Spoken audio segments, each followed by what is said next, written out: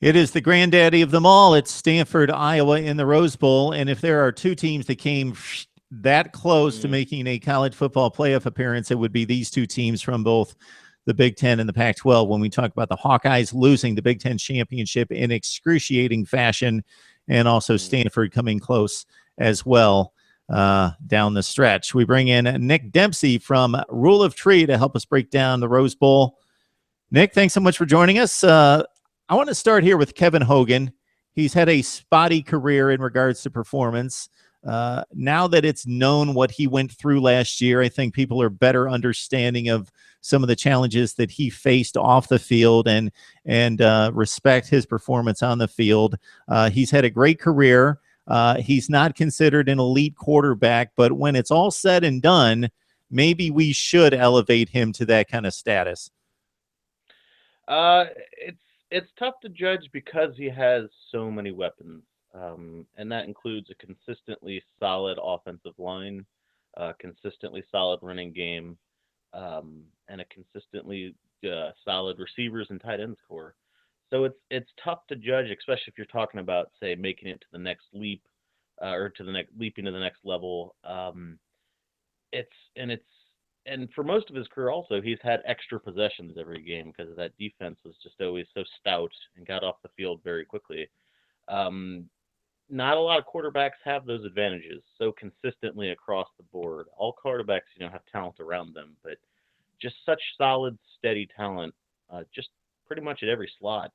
It's tough to judge, what he can do if he say had a team that wasn't quite as good.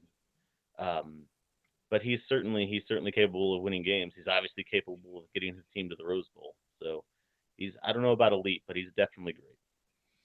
CJ Beathard with Iowa, he kind of reminds me of Hogan in a number of ways. He's less accomplished, having just gained the starting job this year when Jake Rudock went to Michigan.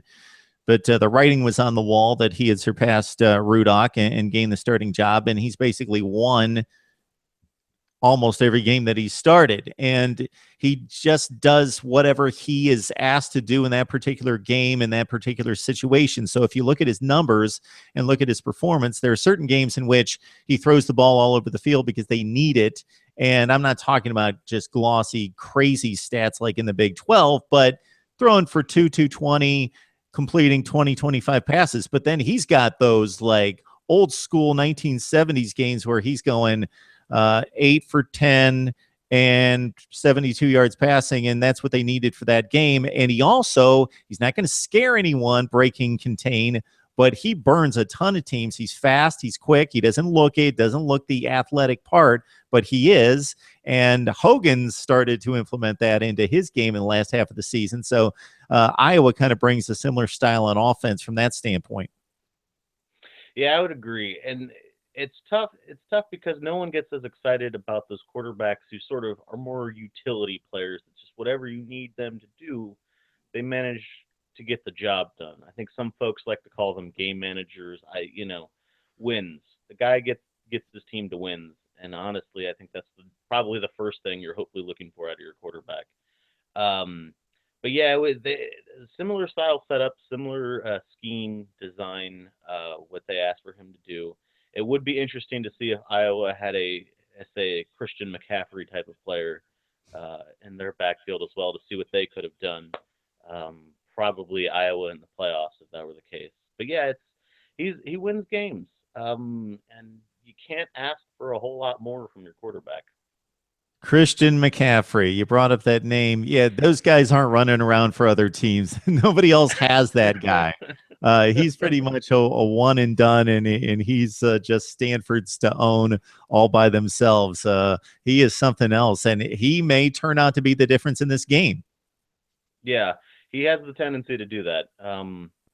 If he doesn't, come up with the game-winning play, certainly his stats and the things he can do he gives you all these extra dimensions.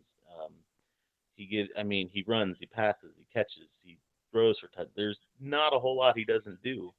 Um, and at a certain point, like the best you can hope for is just try to contain him. And even then, it's no guarantee you'll be able to because you'll have to sell out everything to try to contain him, and then you've got the rest of the Stanford offense to deal with. And what's crazy is that kid's a sophomore. So this is not his last game in a Stanford uniform. He's got at least a whole nother season ahead of him.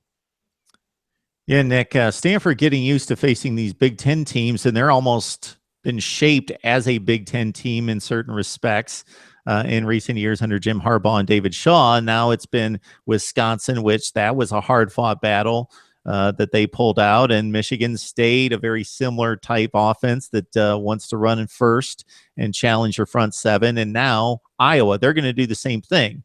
And it's not Derrick Henry or Ezekiel Elliott or Leonard Fournette or anybody like that. They got three guys, and in different situations during the course of the season, whether it's Jordan Canzeri, LaShawn Daniels, or Kareem Wadley. Got it.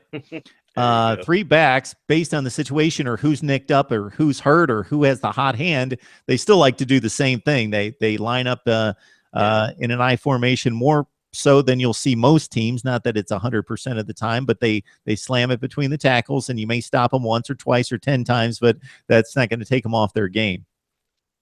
Yeah, it's going to be a long, long day for the Stanford defensive front. They've been dealing with injuries quite a bit, especially in the early part of the season. They're back and healthy now, but this is going to be some serious trench warfare for both sides of the ball, actually, for both teams. But I think that gives them a huge benefit, though, in a long slog down up front. You've got three guys or two guys you can kind of split carries with, as opposed to one guy who's got to carry it, 45 to 60 times and get 4+ yards on each one of them for your team to have a chance. It really behooves them to have multiple guys, and I think that could give them an edge. And honestly, they really are going to want to do that, because if they can control the time of possession, that's probably their best bet in terms of keeping the ball out of McCaffrey's hands, which I think is probably your best chance of stopping him or keeping him contained anyway. Iowa's got a bunch of kids that are not going to wow you when they walk out onto the field for pregame warmups. And one of those guys is Matt Vandenberg, their wide receiver, who caught like 60 passes. He's a possession type guy, runs in the slot. It would appear to be extremely easy to cover him, but he just finds the open spot in the zone or beats his man and makes the catches. And then they hit Michigan State over the top with their speedy receiver for the one big play that they had. So they're not going to throw it all over the lot. They hope not, unless they're down 21-0 in the second quarter. But they have some ability to hurt you in the passing game. And that's been what Stanford's Achilles heel to a certain extent in the secondary this year.